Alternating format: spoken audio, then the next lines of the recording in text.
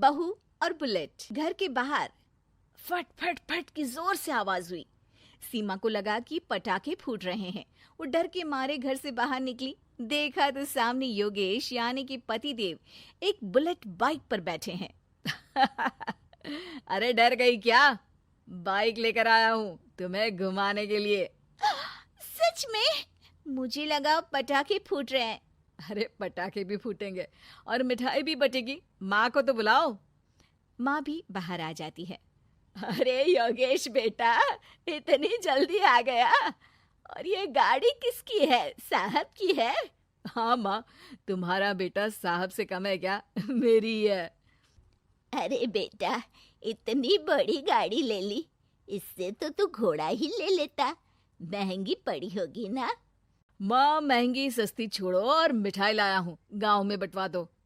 अरे बंटवा क्यों दो? पीछे बैठो, गांव में बांट कर आते हैं। सब खुश थे। योगेश गांव के बाहर एक कोयले की खदान में मजदूरी करता था। मेहनत और अकल से उसने वहां ठेकेदार के घर धमाका गाड़ी आई है। ऐसी गाड़ी पहले कभी किसी ने गांव में तो देखी नहीं थी। योगेश और माँ गाड़ी से वापस घर आ जाते हैं। बेटा, बाबूजी ऊपर से देख रहे होंगे और आशीर्वाद भी दे रहे होंगे तुझे। वो होते तो उनको भी घुमाता माँ। पूरे गांव में नाच नाच के मिठाई बांटने जाते। जैसे मैंने नाच नाच के बांटी थी जब वो अपने लिए एक साइकिल लेकर आए थे। बस बस, बाबूजी दो बात भी सुनाते कि फटफट वाली फटपटी ले आया।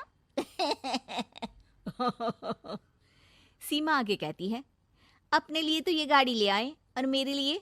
अरे ये गाड़ी तुम्हारे लिए ही तो है। पक्का मेरे लिए है? अरे पक्का तुम्हारे लिए है।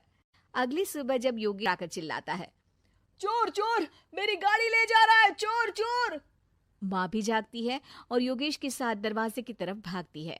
जैसे ही दोनों बाहर निकलते हैं तो देखते हैं कि सीमा गाड़ी चला रही है। अरे बहू, नाक कटवाओगी क्या? ये क्या कर रही हो? अरे गिर जाओगी, ये क्या कर रही हो तुम? सीमा गाड़ी को रोक कर कहती है, सारे गांव में घुमा लाई, कहीं नहीं गिरी। क्या? सारे गांव में घुमा लाई? अरे लोग क्या कहेंगे बहू?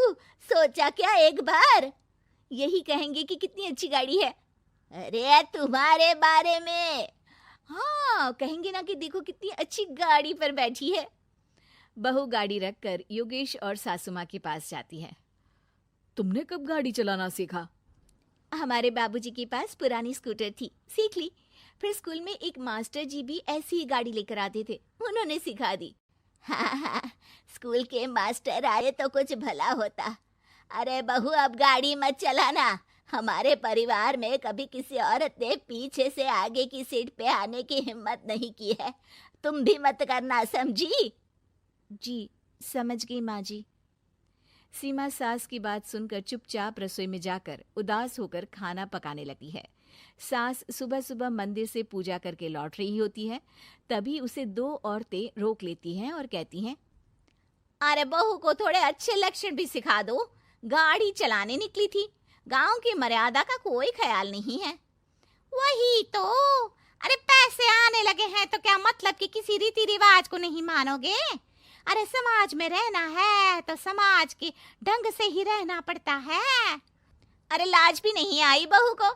चूल्हे चौके से निकलकर सीधे गाड़ी लेकर चौराहे चबूतरे नाप लिए, फट फट फट करते हुए। अरे कुछ कह देना उसे। अरे ये हाँ, बहू की ही चलती होगी, मर्जी भी और गाड़ी भी।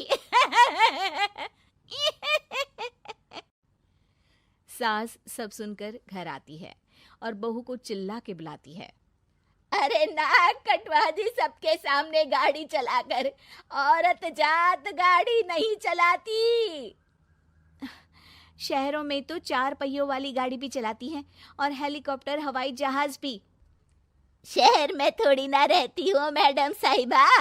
आज के बाद गाड़ी से ही नहीं, यूं भी निकलना बंद तुम्हारा घर से। माँ सही कह रही है, कहीं भी जाना हो तो मुझे बता देना, मैं लेकर चलूंगा।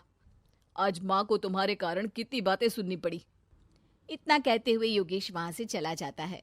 बारिश की वजह से कारखाने के रोड पर कीचड़ रहता है, इसीलिए योगेश गाड़ी घर रख कर जाता है और किसी से लिफ्ट लेकर कारखाने पहुंचता है ताकि नई गाड़ी गंदी ना हो। लेकिन शाम को 11 बज जाते हैं। रास्ते में एक नदी का ब्रिज है। अगर उस पर पानी आ गया तो योगेश कारखाने में ही फंस जाएगा। पूरी रात भूखे प्यासे बितानी पड़ेगी। घना अंधेरा, बिजली की कड़कड़ाहट और तेज बारिश। राजेश डर भी रहा था, ठंड से कांप भी रहा था। तभी उसे रोड से आती हुई एक रोशनी दिखती है। वो देखता है कि उसके सामने एक बाइक आकर खड़ी हुई है। वो ऊपर वाले को धन्यवाद देकर उस बाइक वाले आदमी की तरफ बढ़ता है, पर पास जाकर देखता है तो भौचक्का रह जाता है। सीमा, तुम यहाँ इतनी बारिश में गाड़ी पर? पहले बैठो तो, नदी ब्रिज पे आ जाएगी तो जाना मुश्किल हो जाएगा। योगेश गाड़ी के पीछे बैठता है। सीमा गाड़ी चला रही है। मैंने तो तुमको पहचाना ही नहीं। गाड़ी की आवाज तो पहचानी होगी ना। अरे पर मुझे नहीं पता था कि तुम आओगी। अच्छा किया कि तुम आ गई। माँ नहीं आने दे रही थी, पर हमेशा पति पत्नी की। योगेश को सुबह अपने किए पर पछतावा होता है। उसकी आंख में आंसू आ गए जो बारिश की बूंदों में बह गए थे। उसके बाद सीमा को सास ने और योगेश ने खुशी खुशी समाज की सीमा लांघने की मंजूरी दे दी। अब वो जहां भी जाती फट फट फट गाड़ी पे ही जाती।